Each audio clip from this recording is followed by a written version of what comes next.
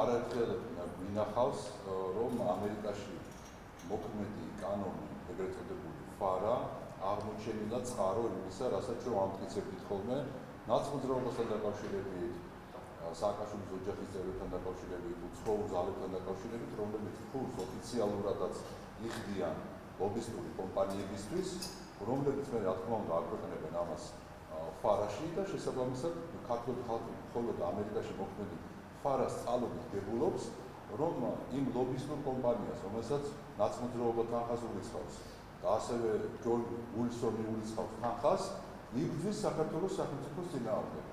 ჩვენ ვიცით, რომ ნაცმოძრაობას ბოიკოტი აქვს გამოცხადებული. ყველას და ყველაფერს უცხადებს ბოიკოტს. და ამბობს, რომ ის არის უკვე აპოლიტიკური, მაგრამ სანამ არ იქნება ვადამდელი არჩევანი. ამ დროს ლობისტურ კომპანიას ურიცხავს თანხას, საკმაოდ სოლიდურს, იგივე კომპანიას ურიცხავს თანხას უილსონი, ცნობილი საქართველოს მოწინააღმდეგე და ეს კომპანია რა თქმა უნდა ფარაში ვალდებულება აქვს გამოაქვეყნოს ეს თანხები. აი ეს არის რეალობა. იბრძვიან იმისთვის, რომ აქ გააუქმებინონ გამჭვირვალობა, აქ დააკანონებინონ კაცების ქორწინება და რაც ყველაზე მთავარია, ძალადობრივი აქციები დააფინანსონ. იმისათვის, რომ დაკვეთა რაც აქვს Deep State-დან, იგივე პროპაგანდისტული პარტიიდან, აქ რევოლუციური სცენარები განახორციელონ. არ გამოსდით მართალია ეს და გაშიფრულები არიან, მაგრამ ამ შემთხვევაში უკვე ფარა არა მხოლოდ საქართველოში მოქმედებს ძალიან დიდი ხანია ამერიკაში და ამერიკაში მოქმედი ფარას წყალობით ქართველი ხალხი გებულობს თუ რას აკეთებს ნაცმოძრაობა და უილსონი მათი მეგობარი. მოვად მადამდე ძალიან კარგად ვარ მომზადებული. არა, მასე ვერ დაძვრები.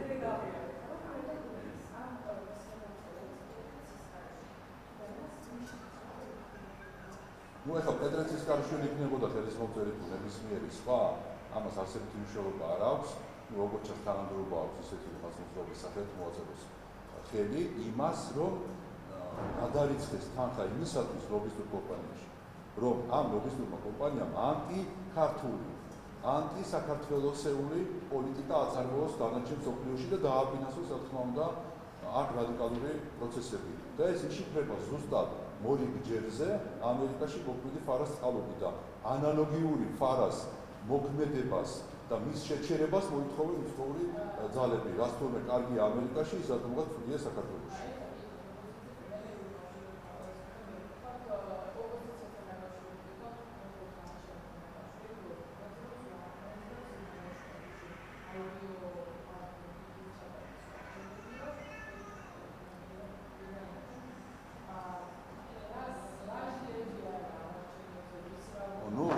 რაც უფრო ახლოვდება არჩევნები, როგორც ჩანს ტემპერატურა გარდა იმისა, რომ ისედაც იწევს ქვეყანაში, პოლიტიკური ტემპერატურაც იწევს და როგორც ჩანს ფანტაზიის ნაყოფიც ძალიან მასშტაბური არის. ზოგს ტელეფონებით უნდა ჩატარება არჩევნების, ზოგი ამბობს გამოკითხვას, ზოგი ვიდეოს, ზოგი აუდიო ჩანაწერებს. ცოტა ხანში ალბათ იტყვიან, რომ შეიძლება რადიოს მეშვეობით ჩაატაროს ვიღაცა არჩევნები და ასე შემდგომ. ეს არის მხოლოდ და მხოლოდ წყალწაღებულ ხავს ეკიდება, ეს ხავსიც აღარ აქვს უკვე და შესაბამისად კარგად იციან შემოდგომაზე მათი პოლიტიკური მოსავალი, რომ ნულის ტოლი იქნება. აი ეს არის ზუსტად მაღალი პოლიტიკური ტემპერატურის ბრალია, აი ეს პოლიტიკური ბოდოები, რასთანაც ჩვენ გვაქვს საქმე.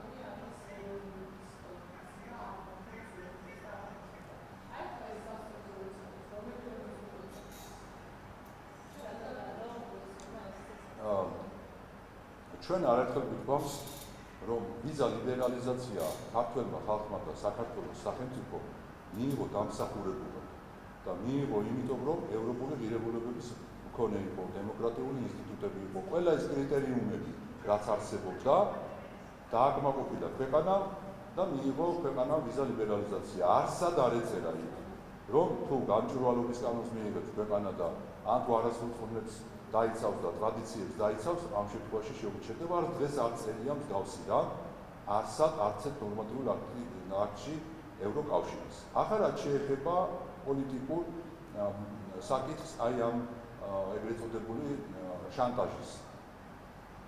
ის რომ ეს არის შანტაჟის მექანიზმი, ყოველ დღე ვლინდება თუ უცხოური, თუ აქაური NGO თუ ვითომ პოლიტიკოსების და ვითომ ტელევიზიების მხრიდან. ჩვენ ბოლო დღეების განმავლობაში ვხედავთ, რომ ძალიან გააშარჟეს და ამბობენ, რომ არასერიოზულია თითქოს მაგალითად LGBT პროპაგანდის აკრძალვა საქართველოში. ეს არ არის პრობლემა საქართველოში. ეს არაფერ შუაში არ არის მიმდინარე პოლიტიკურ პროცესებთან. და ჩვენც მაგას ვამბობთ, რომ არაფერ შუაში არ არის ეს კანონები ვიზა ლიბერალიზაციის არათუ მიღებას და უკვე მიღებული სარგებლის შეჩერებასთან. და მოდით ერთად ვკითხოთ ევროკავშირის ელჩს. რატომ ერთხელ კითხვა არ დასვით? თქვენ თუ ეს არ გინდათ როგორც პოლიტიკური შანტაჟი, გნებავთ მედია საშუალებას, გნებავთ ვითომ NGO-ებს, რომ რატომ ერთხელ არ გკითხეთ ევროკავშირის ელჩს საქართველოში, რომ რა კავშირი აქვს საერთოდ აქ კაცების გათხოვება ოფიციალურად იქნება თუ არ იქნება, LGBT პროპაგანდა იქნება თუ არ იქნება, გამჭვირვალობის კანონი იქნება თუ არ იქნება, რომელიც ფარას სახით მოქმედებს ამერიკაში, რა კავშირი აქვს ამას უკვე მიღებულ ვიზა ლიბერალიზაციის შეჩერების საკითხთან? ამ კითხვას რატო ასვავთ? თქვენ ხო გინდათ რომ არ შეჩერდეს ვიზა ლიბერალიზაცია? თუ გინდათ რომ შეჩერდეს, მაშინ გუწფელად თქვით რომ გინდათ შეჩერდეს. გინდათ თუ არ გინდათ, მოხედავთ პასუხს ვერ წეს. პირველი ჟურნალისტი, უნდა თუ არ უნდა რომ შეჩერდეს ვიზა ლიბერალიზაცია. აი ეს არის ზუსტად იმის დასტური. აი ხო და მაგას ვამბობ მეც. ეგ არის, ნახეთ, როცა თქვენ ვერ პასუხობთ ვიზა ლიბერალიზაციის შეჩერება გინდა თქვენ თუ არ გინდათ? შეჩერება გინდა თუ არ გინდა? თუ არ გინდათ კითხვას რატომ ასვავთ ევროკავშირის ელჩთან რომ ვეთანხმებით თუ არ ვეთანხმებით ეს მეორე საკითხია, მაგრამ რა შუაშია აქ არასრულწლოვნების დაცვის კანონის არსებობა, ან გამჭვირვალობის ფარას კანონის არსებობა, რომელიც ამერიკაში არსებობს, ვიზა ლიბერალიზაციასთან. ამ კითხვას რატომ არსვავთ? იმიტომ რომ თქვენც გაწყობთ მათთან ერთად სამწუხაროდ აი ეს პოლიტიკური შანტაჟი. ჩაიჭრა.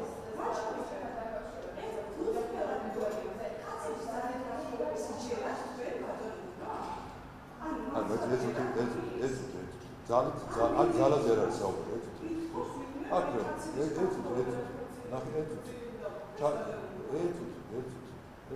ნახე.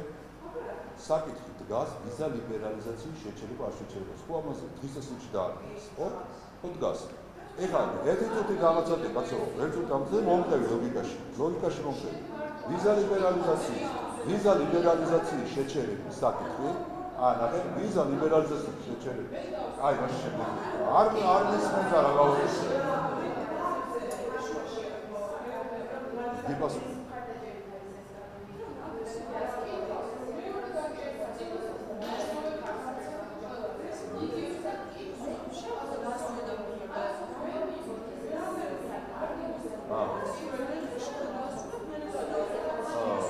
ნახეთ, როგორც ყოველთვის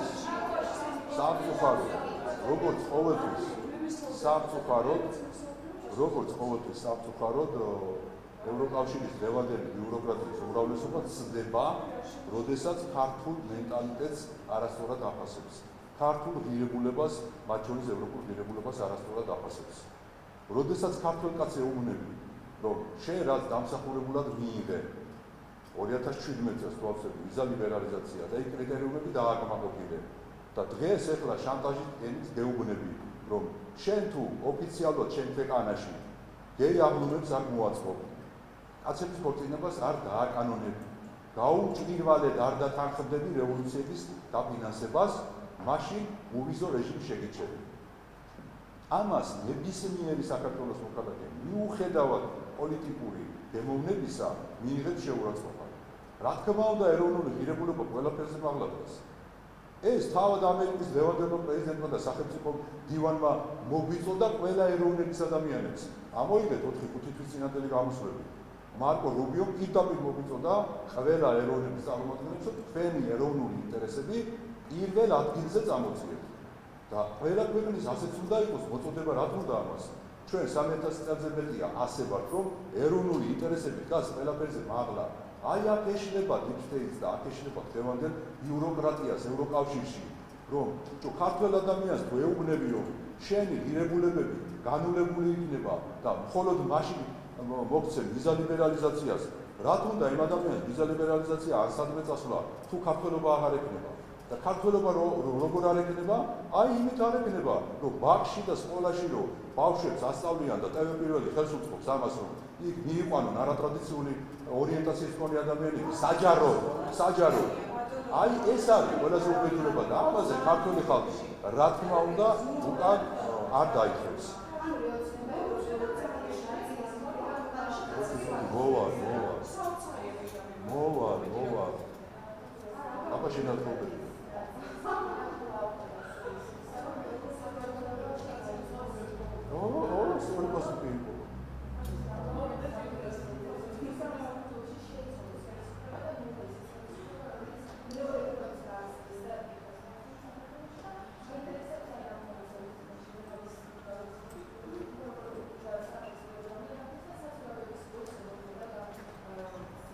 ჩვენ დავინახეთ ბოლო პერიოდში, რომ სამწუხაროდ დისციპლინიდან არ არის მოხსნილი როგორც ტრადიციული ძინავი ბრძოლა, ასევე მეორე ფრონტის გახსნა ქვეყანაში.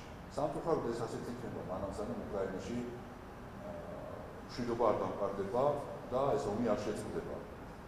ეს საკითხი, რომ საქართველოს იყოს მეორე ფრონტის ხაზი, ჯერჯერობით ისევ დგას და ეს მოთხოვნები ზუსტად ამაზე მეტყველებს, რომ საქართველოში ეროვნული ხელისუფლება არ უნდათ, არჩევნებში ვერ მოყავთ ნაცმოძრაობა, რომლებიც მანდატებს შეასრულებს, დარჩა ერთადერთი გზა. ეს არის რევოლუციები, ძალადობრივი აქციები. რატომ? იმიტომ, რომ არჩევნების ვერ მოყავთ ნაცმოძრაობა და ეს მათი ლიდერები სათავეში და უნდათ რომ რევოლუციის ისიც მოიყვანონ, იმიტომ რომ საბოლოო მიზანი მაინც მეორე ფრონტია. ნაცმოძრაობის დარგი კი არა უცხოებს, რომ ხელისუფლებაში მოვიდნენ. ნაცმოძრაობა იმიტომ უნდათ მოიყვანონ, რომ მე გააკეთებინონ, რასაც აკეთებინებდნენ კიდე იმაზე უფრო უარესი. მეორე ფრონტი გახსნან და ყველა დანარჩენი იქ უკვე რას კანონებსაც ეთქვენ, იმ კანონებს მიაღებინებენ. ერთგვარი გარიგება ხდება, რომ ნაცმოძრაობას უნდა რომ ხელისუფლებაში იყოს, უცხოებს უნდათ რომ ნაცმოძრაობას გააკეთებინონ ყველაფერი. მიზანი საბოლოო მაინც ზუსტად ეს არის, რომ ქვეყანაში მოახდინონ არეულობა და ამისთვის საჭიროა ნაცმოძრაობის ხელისუფლებაში მოსვლა და ამისთვის საჭიროა რევოლუციების და ძალადობრივი აქციების დაფინანსება. აი ამას ემსახურება ეს ყველაფერი. ჩვენ არაერთხელ დავინახეთ, რომ საზოგადოების უმრავლესობა საქართველოში სწორ პოზიციაზე დგას, სწორად აზროვნებს და იმედი გვაქვს, რომ თქო უნდა ამარჩევნებზეც ასე იქნება. კიდევ ერთხელ ვიმეორებ, რომ საქართველოს საზოგადოება არის ის ერთადერთი ძალა, რომელიც დაუდგა deep state გლობალური ომის პარტიას გნებავთ დაარქვით რა სახელის გნებავთ, რომელიც დაუდგა წინ საქართველოში ბრძოლის გაჩაღებას, რომელიც დაუდგა წინ საქართველოში ოჯახური ღირებულებების შეურაცხყოფას. და დარწმუნებული ვარ, რომ ეხლაც ესე იქნება არა მხოლოდ არჩევნებში, არამედ ნებისმიერ დროს საქართველოს საზოგადოება ყოველთვის ითქმის თავის სიტყვას.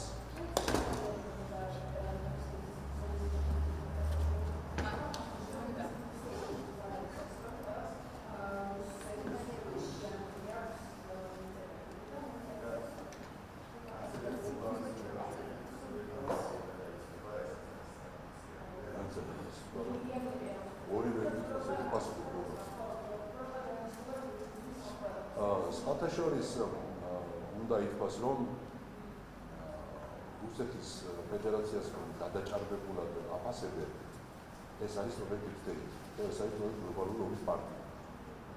ახლა რუსეთზე და მის რესურსებზე ისეთი წარმოდგენა აქვს, თურმე რუსეთი წვეთს არჩევნების ბედს ამერიკაში, წვეთს არჩევნების ბედს ევროკავშირის ქვეყნებში, ერევა სხვადასხვა ქვეყნის პოლიტიკაში, არა მარტო ერევა წარმართავს პროცესებს, საფრანგეთში ოპოზიცია თურმე რუსეთის მართულია, გერმანიაში ოპოზიცია რუსეთის მართულია, ამერიკაში ოპოზიცია რუსეთის მართულია და რა გამოდის მაშინ? რა გამოდის, სად არის მაშინ ის ცივილიზებული სამყარო, თუ რუსეთს ამხელა შესაძლებლობა აქვს, მინსკი ოპოზიციას უწევს ევროპულ ქვეყნებს და ამერიკას, ამა თურმე რუსეთი მართავს. სად არის მაშინ ლოგიკა, როცა ჩვენ გვეუბნებიან, რომ მთელ სოფლიოს რუსეთი მართავს და საქართველოს ეუბნებიან, შენ გამოუცხადე ომი რუსეთსო. სად არის აქ მაშინ ლოგიკა? ხან ამბობს, ქალბატონი ფარკასი ამბობდა, რომ დასუსტებულია რუსეთიო. მეორეს მხრივ, მისი სხვა კოლეგა ამბობს, რომ მთელ სოფლიოში პოლიტიკას რუსეთი მართავსო.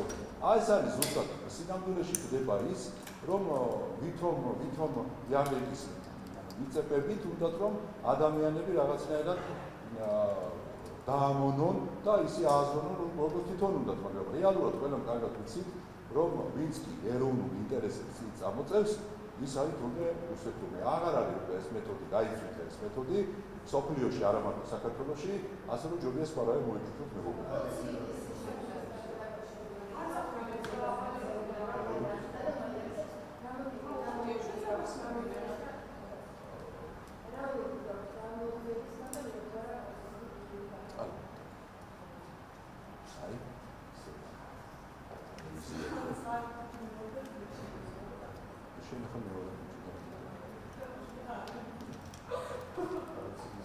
რაც შეიძლება 20 ივნისს კარგია რომ გამოძიება ჩატარდება, იმიტომ რომ განმეორდები და ვიტყვი რომ გახარიან კიდევ უფრო დიდი თვისის შემდეგ გააჩინა ვიდრე იყო.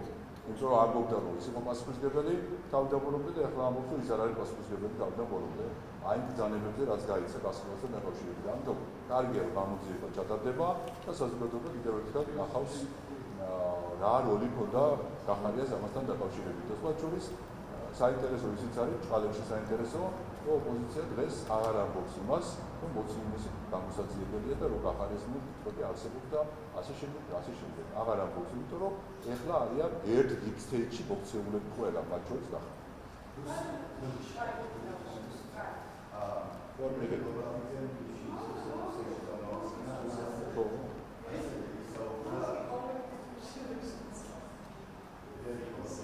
მეოლოს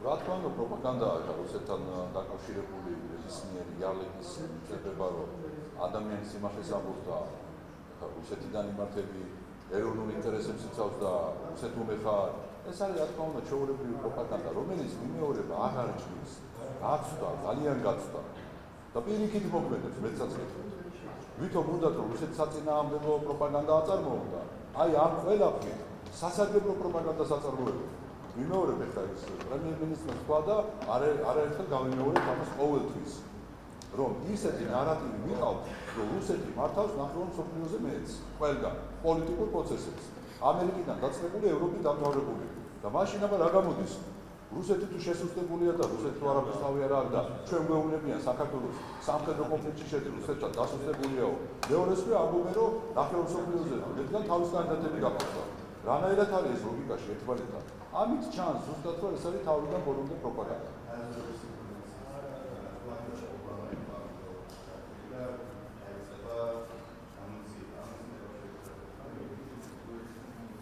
ხა მასთან დაკავშირებით როდესაც გეტყვით ობამა სადა როგორ იყო ჩაფული ეს არის იმის ნაწილი ასეც პრემიერმაც ისაუბრა და ამბულად ვადასტურებ რომ ეს არის ზუსტად აი ეგრეთ წოდებული ვითომ რუსეთის საწინააღმდეგო პროპაგანდაზე მიბმული საკითხი ვიმეორებ ამით დასტურდება ერთადერთი რამ ამით დასტურდება ის რომ გვეუბნებიან ამერიკიდან და ევროპიდან რომ რუსეთი თურმე ისეთი ძლიერია რომ არა მარტო თავის ქვეყანაში ალაგებს არჩევნებს, არამედ ამერიკაში და ევროპაში ალაგებს არჩევნებს და ეხლა აგერ ობამასთან დაკავშირებული ეს მაგალითი არის კლასიკური მაგალითი ზუსტად ამის, რომ ამ შემთხვევაში ისე გააკეთეს, რომ რუსეთის საწინააღმდეგო კი აღარ არის, გამოდის რუსეთის სასარგებლო პროპაგანდა.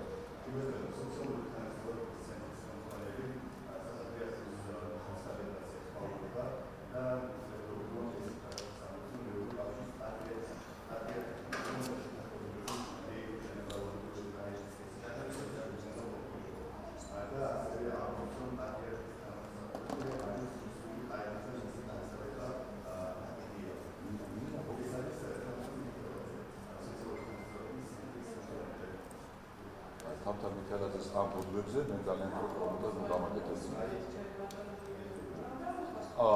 ეს სხვათა შორის მინდა რა ვთქვა, ნახეთ, აი ეს არის ზუსტად ის მაგალითი, რაზეც ჩვენ საუბრობთ.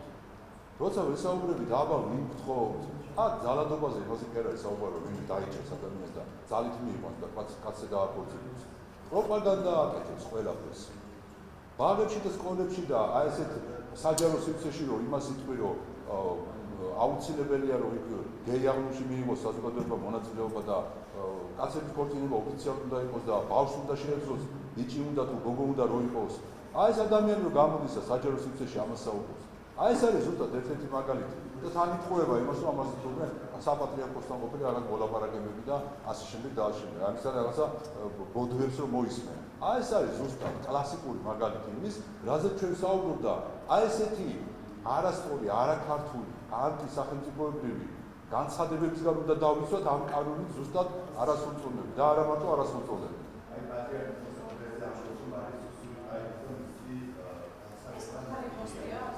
აი ეს არის ჩვეულებრივი, კიდევ ერთხელ ვიმეორებ, ესეც არის ჩვეულებრივი შეუძლებლობა, როცა ამბობენ, აბა სად შეურაცხყოფენ პატრიარქს, საპატრიარქოს.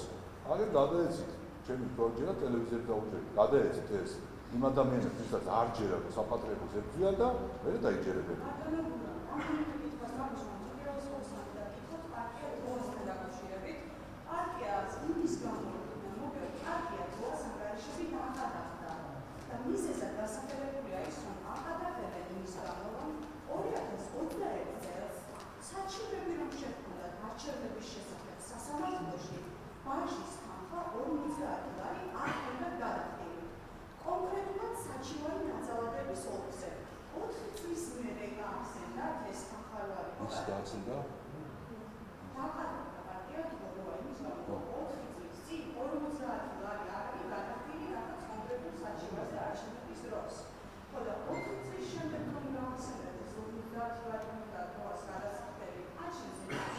ეხლა თქვენ რა გინდათ რომ მე ეხლა დროას ადვოკატი გავხდი რა? ეს არის ჩვეულებრივი კერძო სამოქალაქო ადმინისტრაციული საქმე და მიხედოს დროა მე ხა თავის ამ ადმინისტრაციულ საქმეს. თუ არ არის სწორი ეს დაყადაღება, იქ გაასაჩივრებს საჯაროა ეს პროცესი და CSGO თავის პასუხისგანაც დარწმუნებული ვარ ექნებოდა აუცილებლად არგუმენტები. ისევე როგორც საწყობის გამგეობა რომ შეითავსა დროას ლიდერმა და თქვა რომ დიახ მე ვარ აქ საწყობის გამგე, სადაც ქვევები ინახება და პიროტექნიკა ინახება და მოლოტოვის კოქტეილები ინახება რომ აღიარა, აი ხა მოუწევს ამ კითხვებზე პასუხის დაცემა. არ ვიცი ხა ვერ გეტყვით ეხლა. არაუშავს მიმართავს რუსეთის ფედერაციის ბიუჯეტს დროა და იქიდან უხვად ჩაერისხება მილიონი რუბლები. მე რატო უნდა მქონდეს მაგ დროას ადვოკატი კიდე რა ვქო? რა გაინტერესებს არ ვიცი ამ საქმეს. არ მჯერა საერთოდ დროას. ისი პასუხია ეს. ოფიციალურად დააბომბდა რომ ჩვენ არაფერ შუაში ვართ და ოფიციალურად თქვა მე რომ კი მე ვარ შუაში აქ მე ვინახავ ამ მოლოტოვის კოქტეილებს.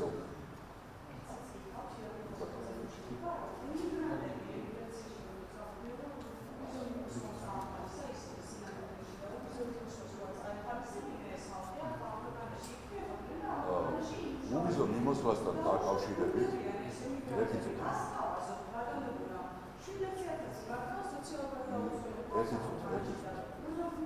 მე გითხარი და როგორ გემჩნევათ რომ ამდენიმე დღე არ ვარ თქვენთან და ძალიან ცუდ სიზმრებს ნახულობთ ხოლმე. ამიტომ ხშირად მივიყვებით.